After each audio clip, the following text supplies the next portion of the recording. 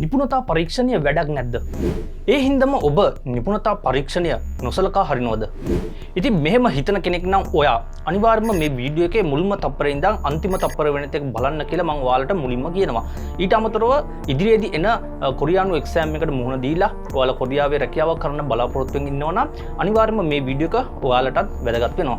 ඉතින් මේ වෙනකොට සමාජය තුල මේ නිපුණතා පරීක්ෂණය කියන එක එච්චර අර සැලකිල්ලක් දක්වන්නේ නැහැ. උනන්දුවක් දක්වන්නේ නැහැ. ගොඩක් කට්ටිය මේ නිපුණතා පරීක්ෂණය ඒ කියන්නේ මේ කොම්පිටන්සි ටෙස්ට් එක ගණන් ගන්න නැහැ. හරිද? මේක නිකන් ඕනේ නැහැ. අර ඒක කියලා තියෙනවනේ. කියන්නේ ආවේ නැතත් කමක් නැහැ කියලා. ඒකින්ද වැඩිය කට්ටිය මේක ගණන් ගන්න නැහැ. ඇත්තටම මේ නිපුණතා පරීක්ෂණය අපිට වැදගත්කමක් ඇත්තෙම නැද්ද? ඉතින් මම අද මේ වීඩියෝ එකෙන් ඔයාලට කියලා දෙනවා මේ නිපුණතා පරීක්ෂණය මේ කොරියානු ගමනේදී හරිද?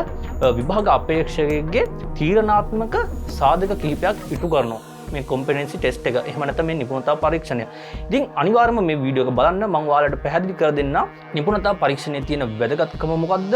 ඒ නිපුණතා පරීක්ෂණය අපේ කොරියානු ගමනේහි තීරණාත්මක සම්දිස්ථානයක්. එහෙම නැත්නම් සාධකයක් වෙනවා. හරිද? මේ පිළිබඳව ගොඩාක් තොරතුරු ප්‍රමාණයක් මම අද ඔයාලට මේ වීඩියෝ එක හරහා කතා කරන්න බලාපොරොත්තු වෙනවා. ඊට අමතරව මේ කොම්පිටන්සි ටෙස්ට් එක තියෙන දිනය වේලාව කොහොමද බලාගන්නේ? මොනවද රැගෙන ආයුතු ලියකියවිලි වෙන්නේ? මේ පිළිබඳව සහ අතිශයින්ම වැදගත් වෙන කාරණා කිහිපයක් මේ නිපුණතා පරීක්ෂණය පිළිබඳව අද මම මේ වීඩියෝ එක හරහා ඔයාලව දැනුවත් කරන්න සූදානම්ින් ඉන්නවා. ඉතින් අනිවාර්යයෙන්ම තාමත් ඔයාලා කමියුනිකේෂන් YouTube channel එක subscribe කරලා නැත්නම් අනිවාර්යයෙන්ම subscribe කරන්න. වීඩියෝ එක හොඳ නම් අනිවාර්යයෙන්ම like එකක් දාන්න, comment එකක් දාන්න. ඉතින් මේ නිපුණතා පරීක්ෂණයේ තියෙන වැදගත්කම ගැන සාකච්ඡා කරන්න දැන් අපි යන් වීඩියෝ එකට.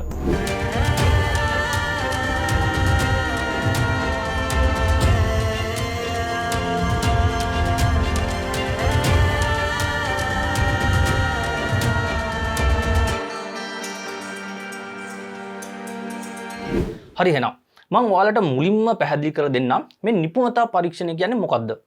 ඒක අපි ඉස්සෙල්ලාම දැනගෙන ඉන්න ඕනේ. ඉතින් මේ කොරියානු විභාගය සම්බන්ධයෙන් හරි හැටි දැනුමක් නැති මේ පිළිබඳව හොයලා බලලා නැති අලුතෙන්ම මේකට සම්බන්ධ වෙන්න ඉන්න අයට මේ කොරියානු විභාගය ගැන හිතෙන්නේ මේ කොරියානු එක්සෑම් එක කියන්නේ සාමාන්‍ය මේ කොරියානු භාෂාව සමත් වෙලා නිකන් කොරියාවේ යන සිද්ධියක් විදිහට තමයි මේ කොරියානු විභාගය හැමදෙනාම දකින්නේ. හරිද? හැමදෙනාගේම අර අදහස වෙලා තියෙන්නේ. නමුත් ඇත්තම කියනවා නම් මේ කොරියානු විභාගය කිව්වොත් එහෙම මේ කොරියානු භාෂාව සම්බන්ධයෙන් තියෙන පරීක්ෂණය විතරක් නෙවෙයි මේ කොරියානු එක්සෑම් එක තුල අන්තර්ගත වෙලා තියෙන්නේ.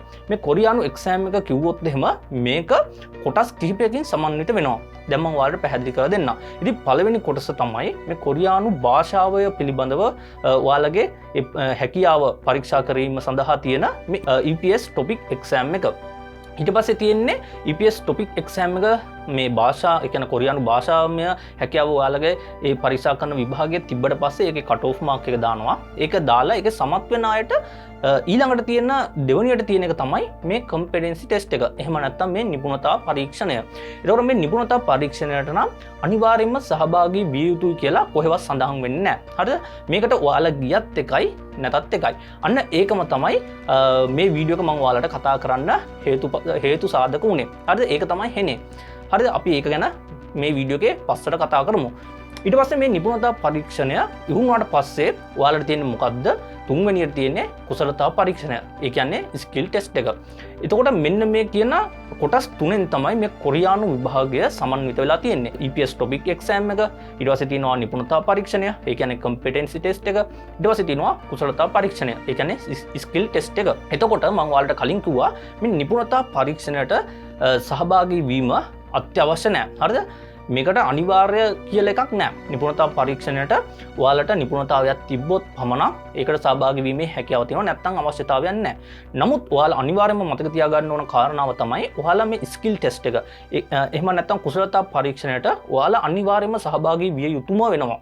ඒකට සහභාගී වුණේ නැත්නම් ඔයාලා මේ EPS topic exam එකට ගත්ත ලකුණු 190ද 200ද හරිද 170ද 75ද ඒවා අදාළ නැහැ. ඔයාලගේ මේ විභාග ලකුණු සම්පූර්ණයෙන්ම ඒ කට්ටිය අහෝසි කරලා දානවා. කැන්සල් කරලා දාලා ඔයාලව මේ කොරියානු ගමනේ අයින් කරලා දානවා.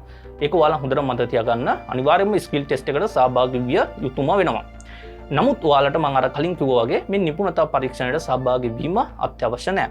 ඔයාලට ඉදිරිපත් කරන්න ලිපි ලේඛන තියෙනවා නම් ඔයාලා මේකට සහභාගී වෙන්න. ඉතින් මේ නිපුණතා පරීක්ෂණය කියන්නේ සාමාන්‍ය ඔයාලා තෝරගන්න ඕනේ මේ කොරියානු එක්සෑම් එකේදී ප්‍රධාන කාණ්ඩ තියෙනවා. මම ඔයාලට නිකන් කියාගෙන යන්නම්. නිෂ්පාදන අංශය, ඉදිකිරීම අංශය, දීවර අංශය, ෂිප් බිල්ඩින්, සේවා වගේ ප්‍රධාන අංශ තියෙනවානේ. ඒකේ ඔයාලා අනිවාර්යයෙන්ම සබ් කැටගරි එක තෝරනවා. ඒ කියන්නේ අනු අංශය තෝරගන්නවා. එතකොට මේ ප්‍රධාන කැටගරි එකේ සබ් කැටගරි එකට අනුව ඔයාලට හරිද මොකක් හරි නිපුණතාවයක් තියෙනවා නම් ඒ කියන්නේ ඔයාලට සේවා පළපුරුද්ද එහෙම නැත්නම් ඔයාලා මොනවා හරි පුහුණු පාඨමාලා කරලා තියෙනවා නම් නැත්නම් ඔයාලට ජාතික සහතික වගේ දේවල් තියෙනවා නම් ඔයාලට පුළුවන් ඒවා ඉදිරිපත් කරලා මේ නිපුණතා පරීක්ෂණයේදී ඔයාලට ලකුණු ගැනීමේ හැකියාව තියෙනවා. හරිද? ලකුණු උපරිම වශයෙන් ඔයාලට ලකුණු 5ක් දෙනවා මේ නිපුණතා පරීක්ෂණයට සහභාගී වුණොත් එහෙම. හැබැයි මේ උපරිම ලකුණු 5 ඔයාලට ලබා ගැනීමට හැකියාව තියෙන්නේ සේවා පළපුරුද්ද කියන යටතේ ඔයාලා මොනවා හරි ලිපියක් හරිද? ඔයාලා මේ සේවා සහතික ඉදිරිපත් කරොත් එහෙම මේවා අනිවාර්යයෙන්ම ඔයාලා මතක තියාගන්න මේ සේවා සහතික ඉදිරිපත් කරද්දී ඔයාලා මේ අනිවාර්යයෙන්ම ඉංග්‍රීසි භාෂාවෙන් තමයි මේ සේවා සහතික ඉදිරිපත් කරන්න ඕනේ. අනිවාර්යයෙන්ම ඔයාලා SLBFE එකේ ඒ ඇඩ්‍රස් එකට ආමන්ත්‍රණය කළා තමයි මේ සේවා සහතිකය ඉංග්‍රීසියෙන් ලබා ගත යුතු වෙන්නේ. අනිවාර්යයෙන්ම මේ සේවා සහතිකය ලබා ගද්දී අනිකුත් සහතිකයක් ලබා ගද්දී ඒ ආයතනවල ප්‍රධානීන්ගේ අස්සන සහිතව සීල් එක සහිතව ඔයාලා මේ දේවල් ගන්න ඕනේ. එතකොට තමයි මේ බලන කට්ටිය මේවා ඇත්ත. හරිද? ඇත්ත නිර්වද්‍ය සහතික විදිහට පිළිගන්නේ. ඒකත් ඔයාලා අනිවාර්යයෙන්ම මතක තියාගන්න ඕනේ. ඉතින් මෙන්න මේ වගේ සහතික ඔයාලට ඉදිරිපත් කරන්න පුළුවන් නම් ඔයාලට පුළුවන් මේ නිපුණතා පරීක්ෂණයට සහභාගී වෙන්න. එතකොට ඔයාලට අර මං කියාගෙන ආවේ සේවා පළපුරුද්ද තියෙනවා නම් ඔයාලට ලකුණු 3ක් දෙනවා. ඊට අමතරව ඔයාලට මොකක් හරි පුහුණු පාඨමාලාවක් නැත්නම් ඔයාලට අධ්‍යාපනික පසුබිමක් තියෙනවා නම් ඒ කියන්නේ උපාධියක් වගේ දෙයක් තියෙනවා නම් ඔයාලට ලකුණු එකක් හම්බ වෙනවා. ඊට අමතරව ඔයාලට ජාතික මට්ටමේ පිළිගන්න ජාතික සහතික තියෙනවා නම් ඒකටත් ලකුණු එකක් හම්බ වෙනවා. එතකොට මේ කියන තුනම ඔයාලා සතුව තියෙනවා නම් ඔයාලට මේ උපරිම ලකුණු 5ම ගැනීමේ හැකියාව තියෙනවා. නැත්නම් ඔයාලට මේ මම කිව්ව මේ තුනෙන් මොකක් හරි එකක් දෙකක් තියෙනවා නම් ඒකට අදාළ කරන ඒ ලකුණු ප්‍රමාණය ඔයාලට හිමි වෙනවා. ඉතින් ඕක තමයි සරලවම මේ නිපුණතා පරීක්ෂණය. එහෙම නැත්නම් මේ කම්පිටන්සි ටෙස්ට් එක වශයෙන් හඳුන්වන්නේ. ඊළඟට අපි බලමු මේ නිපුණතා පරීක්ෂණය තියෙන තැන ස්ථානය දිනය කොහොමද අපි බලාගන්නේ කියලා. ඉතින් ඒක බලාගන්න මම මේ විදිහට ඔයාලට කියලා ඉන්නම්. මේ කොරියානු එක්සෑම් එක, ඒ කියන්නේ EPS topic exam එක තිබ්බට පස්සේ ඒකට පෙනී සිටින විභාග අපේක්ෂකයින් පෙනී සිටියට පස්සේ ඒක සමත් කරවන්න cut off mark එක දානවා. ඒකට මේ EPS topic exam එකේ cut off mark එක දාන දවසේම ඔයාලට දිනයක් දෙනවා. මේ අහවල් දවසේ තමයි ඔයාලා නිපුණතා පරීක්ෂණයට සඳහා ඒ අදාළ උපදේශ පත්‍රිකාව ඊට පස්සේ යන්න ඕන ස්ථානය දිනය වෙලාව වගේ දේවල් දැනුම් දෙන්න කියලා ඔයාලට මේ විදේශ සේවා නීතිකාරාංශයෙන් දැනුවත් කිරීමක් කරනවා. ඉතින් ඒ විදිහටම 2024 මේ දෙවනි සෙට් එකේ අයට EPS topic exam එකේ cut off mark එක දැම්මේ 2025 6 වෙනි මාසේ 17 වෙනිදා. ඊට පස්සේ ඒක cut off mark එක බලන්න ගියාට පස්සේ එතන යටින් දාලා තිබ්බා මේ competency test එක. එහෙම නැත්නම් මේ නිපුණතා පරීක්ෂණයට ඒ අවශ්‍ය උපදේශ දිනය වේලාව අපි නිකුත් කරනවා 2025 6 වෙනි මාසේ 19 වෙනිදා කියන දිනය. එතකොට මේ 19 වෙනිදා කියන දිනයට ඔයාලා ගියාට පස්සේ ඔයාලට එතන තියෙනවා යම්කිසි PDF ටිකක් ඒ කට්ටිය දීලා තිනවා. අපි ඒව දැන් කොහොමද හොයාගන්නේ සහ ඒව බලාගන්නේ කොහොමද කියලා දැන් අපි PC එකට ගිහලා බලමු. හරි එහෙනම් ඔයාලා මෙන්න මේ විදිහට එන්න ශ්‍රී ලංකා විදේශ සේවා නීතිකාර්යාංශයේ ඔෆිෂියල් වෙබ්සයිට් එකට. එහෙම ඇවිල්ලා ඔයාලට පුළුවන් මේ විදිහට පොඩ්ඩක් පල්ලයට ස්ක්‍රෝල් කරලා 2025 6 වෙනි මාසේ 19 වෙනිදා ඒ කට්ටිය කිව්ව විදිහටම දාලා තියෙනවා. මොකද්ද announcement competency test date time and venue 2 point system කියලා තියෙනවා. අන්න ඒක ඇතුළට තමයි දැන් ඔයාලා යන්න ඕනේ. ඒක ඇතුළට ගියාට පස්සේ ඔයාලට පේනවා මෙන්න මේ වගේ page එකකට නැවත වතාවක් ඔයාලා එනවා. මෙන්න මෙතන තියෙන මේ අත ලකුණ කියන තැන තමයි ඔයාලා දැන් click කරන්න ඕනේ. announcement of competency test date time and venue කියලා තියෙනවා. ඒක තමයි දැන් ඔයාලා මේ විදිහට click කරන්න ඕනේ. එහෙම click කරාට පස්සේ ඔයාලට පේනවා තව page එකකට මේ විදිහට ගෙනියනවා. එහෙම ගෙනිච්චට පස්සේ ඔයාලට කරන්න තියෙන්නේ මෙන්න මෙතන exam number කියන තැන ඔයාලගේ admission අංකය ගහන්න. admission අංකය ගාලා මේ විදිහට go කියන එක දෙන්න. මේ විදිහට go කියන එක දුන්නට පස්සේ ඔයාලට යන්න ඕන. ඒ කියන්නේ ඔයාලගේ මේ නිපුණතා පරීක්ෂණයට යා යුතු ස්ථානය එහෙම ඊට පස්සේ දිනය වෙලාව ඒ ඔක්කොම ලස්සනට පෙන්නනවා. ඔයාලට පේනවා මෙන්න මෙතන තියෙන උඩින්ම එක්සෑම් නම්බරේ තියෙනවා. ඊට පස්සේ ඔයාලගේ නම තියෙනවා. ඊට පස්සේ තියෙනවා ඉන්ටර්විව් වෙනු කියලා. ඒ කියන්නේ ඔයා නිපුණතා පරීක්ෂණ සඳහා යා යුතු ස්ථානය. ඔයා දුන්න ළඟම විදේශ සේවා නීතිකාර්යාංශයේ ඒ ශාඛාවකට තමයි යන්න ඕනේ. දැන් මෙයාට තියෙන්නේ SLBFE 18 mile post Negombo road සීදුව කියන තැන තමයි මෙයාට යන්න තියෙන්නේ. ඊට පස්සේ ඉන්ටර්විව් ඩේට් එක විදිහට දාලා තියෙන 2025 ජූනි 27 උදේ 9ට තමයි යන්න තියෙන්නේ. ඉතින් මේ කියන වෙලාවට දිනයට ඔයාලා අනිවාර්යයෙන්ම නිපුණතා පරීක්ෂණයට සහභාගී වෙන්න යන අය. ඊට පස්සේ තියෙනවා මෙන්න මෙතන ඔයාලට පේනවා ඇති instruction for competency test කියලා තියෙනවා. හරිද සිංහල මාධ්‍යයෙන් තමයි තියෙන්නේ. ඊට පස්සේ ඔයාලට පේනවා මෙතන attachment 1, attachment 2, attachment 3 කියලා තියෙනවා. ඉතින් මේ attachment 1 කියන එක ඔයාලා download කරගන්න ඒක application එක ඔයාලා පුරවන්න ඕනේ. 2 සහ 3ත් ඔයාලා download කරගන්න බලන්න. ඔයාලට අදාළ නම් ඔයාලා පුරවගෙන රැගෙන යා යුතු වෙනවා. මේ instruction කියන එක අපි දැන් පොඩ්ඩක් click කරලා බලමු. මේ instruction එකට ගියාට පස්සේ ඔයාලා අනිවාර්යයෙන්ම මේ PDF එකේ තියෙන උපදෙස් ඔයා අනිවාර්යයෙන්ම කියවන්න ඕනේ. ඉතින් මේ නිපුණතා පරීක්ෂණ සඳහා උපදෙස් තමයි මේ කට්ටිය මේ විදිහට මේ PDF එක මාර්ගයෙන් ඔයාලට දීලා තියෙන්නේ. ඉතින් අනිවාර්යයෙන්ම මේක කියව ගන්න. ඊට පස්සේ අපි බලමු මෙන්න මේ විදිහට චුට්ටක් පල්ලෙහාට ගියාට පස්සේ ඔයාලට පේනවා ඔයාලගේ ටෙස්ට් රිසල්ට් එක තියෙනවා, ඉන්ඩස්ට්‍රි එක තියෙනවා, EPS topic exam එකට ගත්ත ලකුණු තමයි මෙතන සඳහන් වෙලා තියෙන්නේ. ඊට පස්සේ ඔයාලට පේනවා විශේෂ නිවේදනය කියලා තියෙනවා. පැවැත්වීමට නියමිත කුසලතා පරීක්ෂණය ස්කිල් ටෙස්ට් 2025 7 වෙනි මාසයේ 15 වෙනිදා සිට 2025 7 වෙනි මාසයේ 21 වෙනිදා දක්වා පවත්වන අතර අදාළ තොරතුරු හා උපදෙස් ලබා ගැනීම සඳහා 2025 7 වෙනි මාසයේ 7 වන දින ශ්‍රී ලංකා විදේශ සේවා නීතිකාර්යාංශයේ වෙබ් අඩවියට පිවිසෙන්න. හරිද? ඒ කියන්නේ ස්කිල් ටෙස්ට් එක සඳහා තොරතුරු ඒ උපදෙස් පත්‍රිකාව සහ PDF හැමදේම ඔයාලා දැනගන්න 2025 7 වෙනි මාසයේ 7 වෙනිදා ශ්‍රී ලංකා විදේශ සේවා නීතිකාර්යාංශයට කියලා තමයි මෙතෙන්දී දැනුවත් කරලා තියෙන්නේ. ඉතින් ඔන්න ඔය විදිහට තමයි ඔයාලා හරියාකාරව ඔයාලගේ ඇඩ්මිෂන් එක ගහලා ඔයාලගේ කම්පිටන්සි ටෙස්ට් එක එහෙම නැත්නම් නිපුණතා පරීක්ෂණයේ තියෙන දවස හරියටම දැනගන්නේ.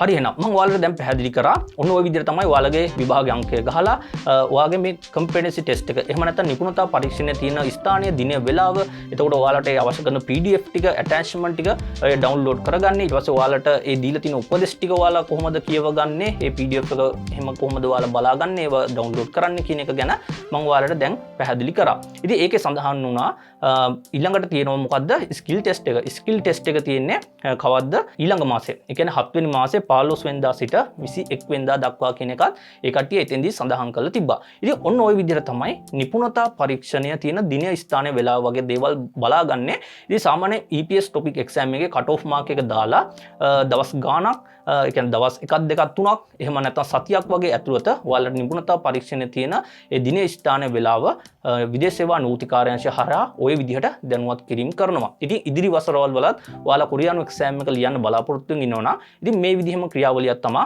වෙන්නේ. ඉතින් ඊට පස්සේ අපි බලමු මේ නිපුණතා පරීක්ෂණයේදී ඔයාලා රැගෙන යා යුතු ලිපි ලේඛන කිහිපයක් තියෙනවා. ඊට අමතරව ඔයාලා ඉදිරිපත් කළ යුතු ලියකියවිලි කිහිපයක් තියෙනවා. දැන් අපි ඒව මොනවද කියලා බලමු.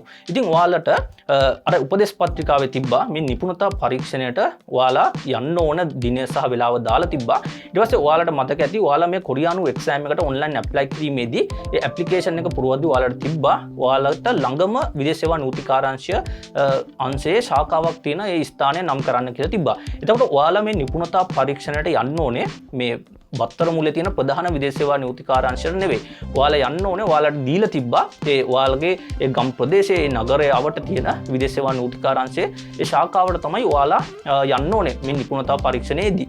ඉතින් එතෙන්දී මේ නිපදේශ පත්‍රිකාවේ සඳහන් වෙලා තිබ්බා ඔයාලා මෙහෙම යද්දී ඔයා අනිවාර්යයෙන්ම ඔයාගේ ගමන් බලපත්‍රය සහ ඒකේ ෆොටෝ කොපි එකක් ඔයාලා අරන් යන්න ඕනේ. ඒක A4 size එකට ගහගත්තට අවුලක් වෙන්නේ නැහැ. එහෙම තමයි ගහගෙන යන්න ඕනේ. ඊට පස්සේ ඔයාලා දෙවනියට ඔයාලගේ ඇඩ්මිෂන් එක අරන් යන්න ඕනේ. ඇඩ්මිෂන් එක ඔයාලා ළඟ ඇති A4 sheet එකකට print out කරලා ඒක අරන් ගියාම ඇති.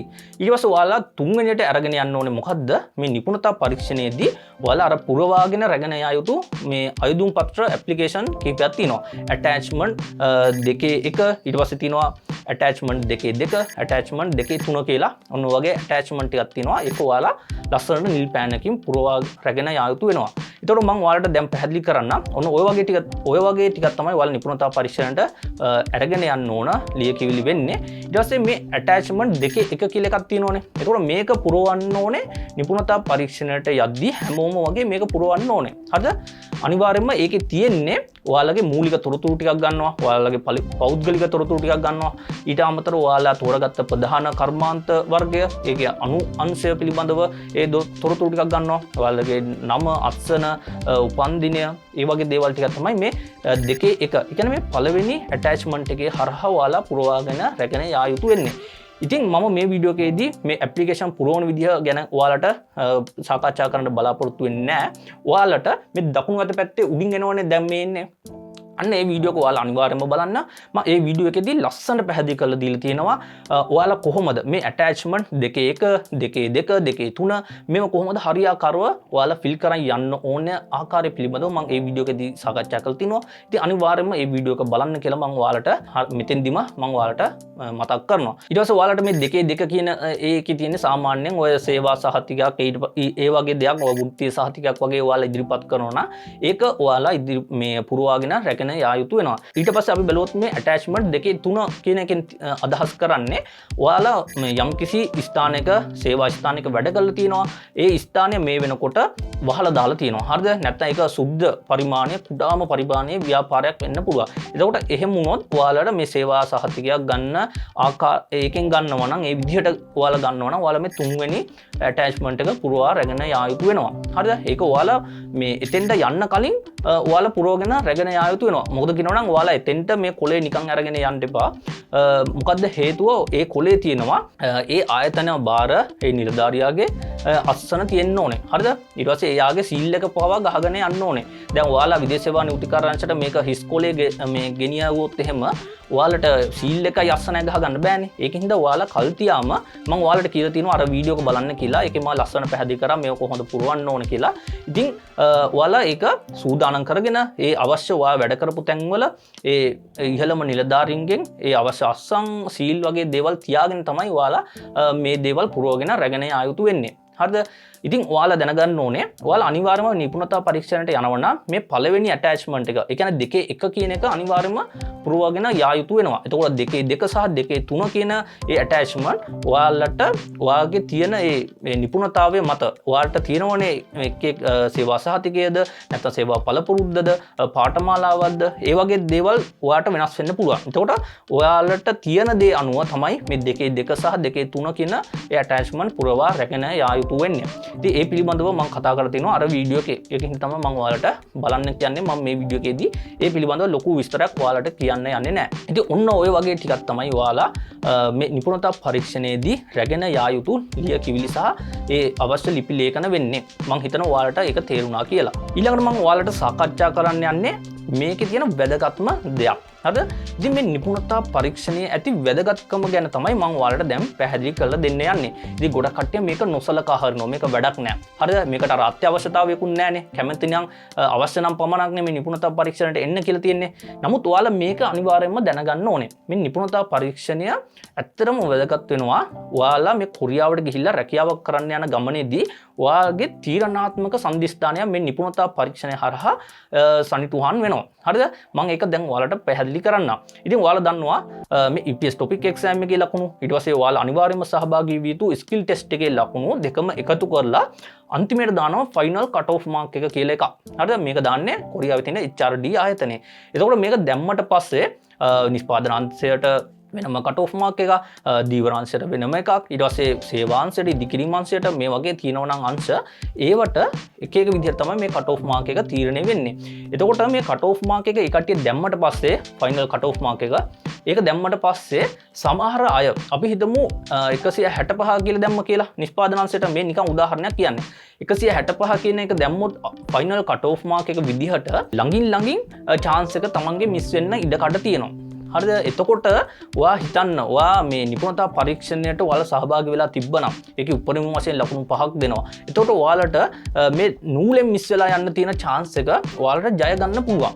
එහෙම ගොඩක් කට්ටිය මම දැකලා තියෙනවා. මේ final cut off mark එක දැම්මට පස්සේ සමහර අය 0.5න් මේ cut off mark එක මිස් වෙලා තියෙනවා. සමහර අය ලකුණු 1න් 2න් නිකන් නූලෙන් හරිද? නූලෙන් මිස් වෙලා ගිහිල්ලා විභාගය ෆේල් වෙලා තියෙනවා. ඉතින් ඒ කට්ටිය නිකන් නේද ඔළුව ගලේ ගහ ගන්නවා හිතනවා ඇති. මොකද කියනවනම් මේ කොරියානු එක්සෑම් එකට සෑහෙන කට්ටක් කාලා භාෂාව පුරුදු වෙලා ස්කිල් ටෙස්ට් එකට ගිහලා ඒ ක්‍රියාකාරකම් පුරුදු වෙලා ඒ දේවල් ඔක්කොම කරලත් හරිද 0.5න් හරිද ඉතාමත්ම නූලෙන් හරිද ගහලා ගිය කට්ටිය ඉන්නවා මේ කට් ඔෆ් මාක් එක දැම්මට පස්සේ.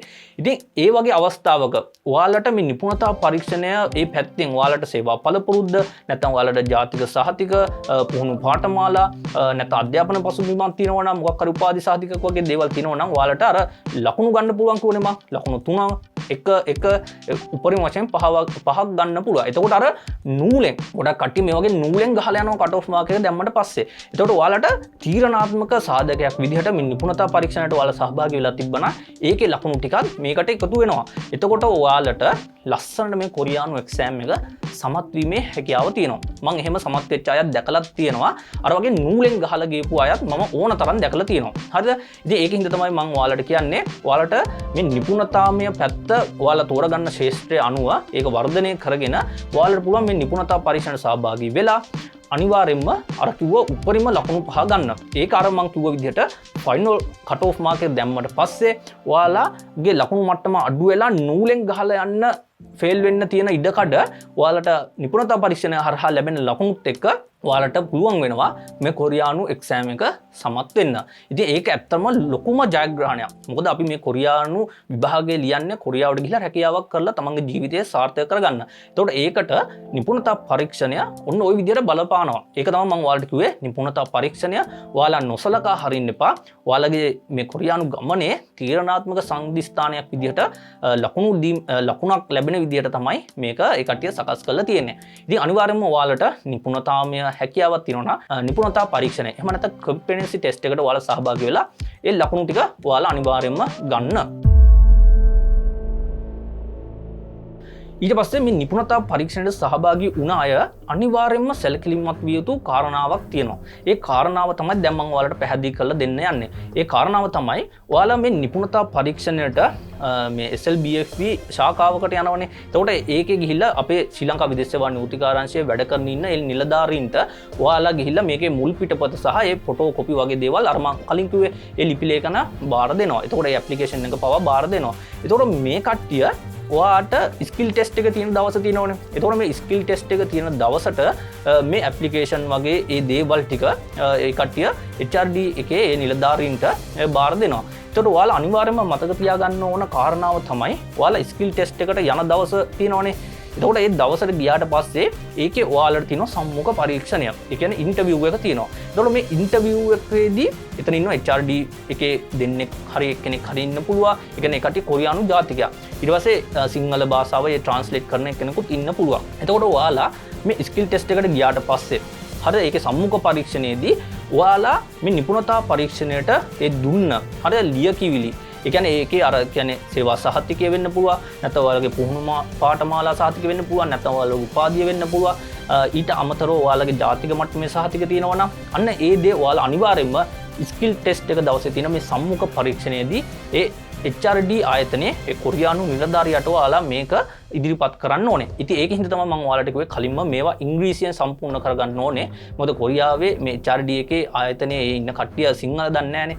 ඉංග්‍රීසියෙන් තමයි මේ දේවල් තියෙන්න ඕනේ. සාමාන්‍ය NVQ level සහතික ගත්තොත් එහෙම ඒක සම්පූර්ණයෙන්ම ඉංග්‍රීසියෙන් තමයි තියෙන්නේ. හරිද? එතකොට ඔය වගේ දෙයක් තියෙනවා. දැන් උපාධියක් ගත්තොත් එහෙම ඒකේ සාමාන්‍ය ඉංග්‍රීසියෙන් වගේ තමයි තියෙන්නේ. ඔයාලා සේවා සහතිකයක් ඔය හරි ආයතනයකින් ගන්නවා නම් ඒක ඉංග්‍රීසියෙන් ගන්න කටයුතු කරන්න කිව්වේ මම ඒකින් හින්දා.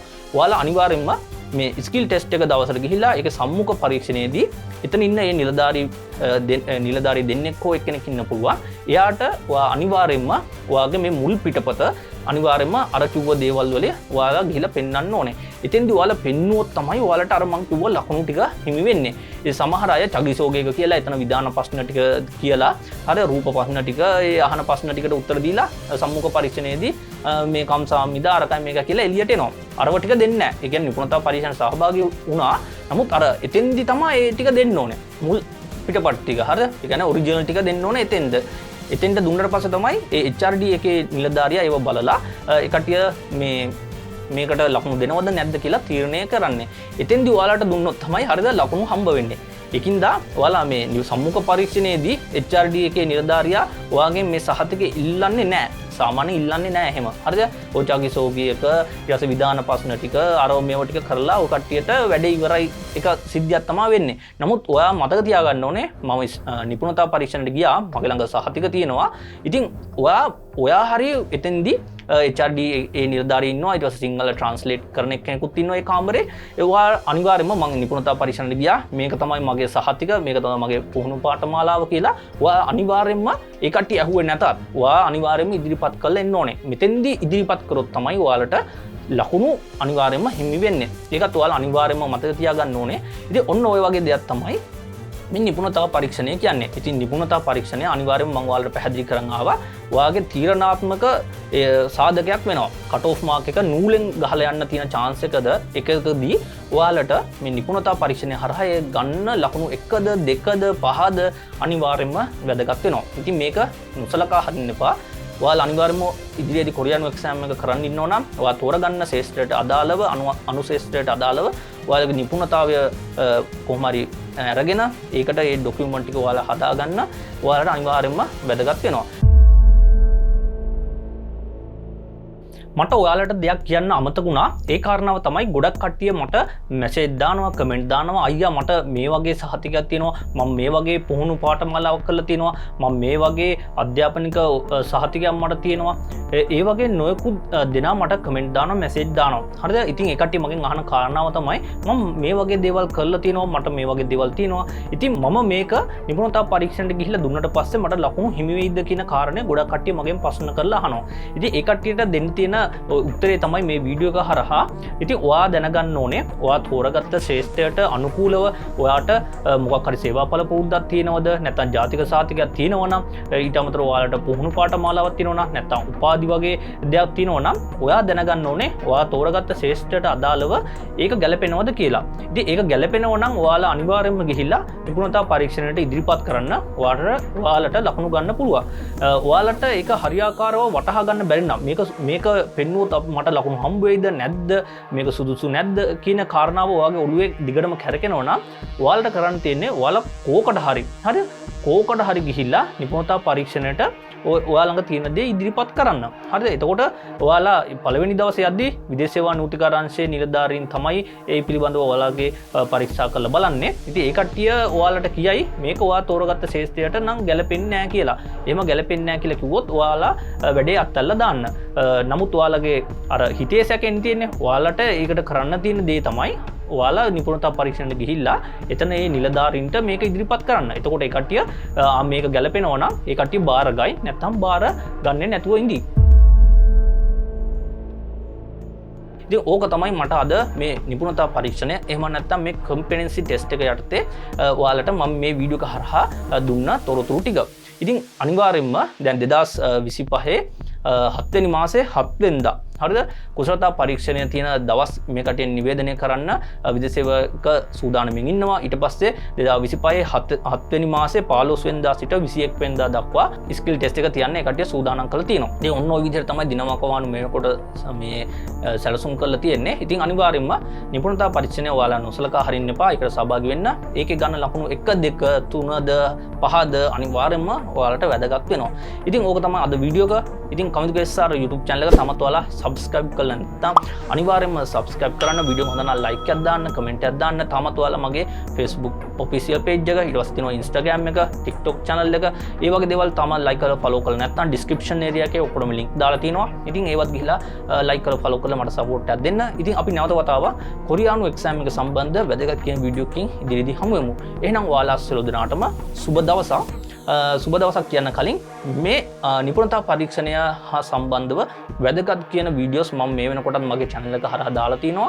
ඉතින් අනිවාර්යයෙන්ම ඒ වගේ link මම description එකේ සහ පළවෙනි comment එකේ pin කරලා තිනවා. ඉතින් අවශ්‍ය කෙනෙක් ඉන්නවා නම් අනිවාර්යයෙන්ම ඒ link වලට ගිහලා ඒ වීඩියෝ ටිකත් බලන්න කියලා මම ඔයාලට අවසාන වශයෙන් මතක් කරනවා. ඉතින් අපි නැවත වතාවක් වීඩියෝ එකකින් හමු වෙමු. එහෙනම් ඔයාලා සියලු දෙනාටම සුබ දවසක්.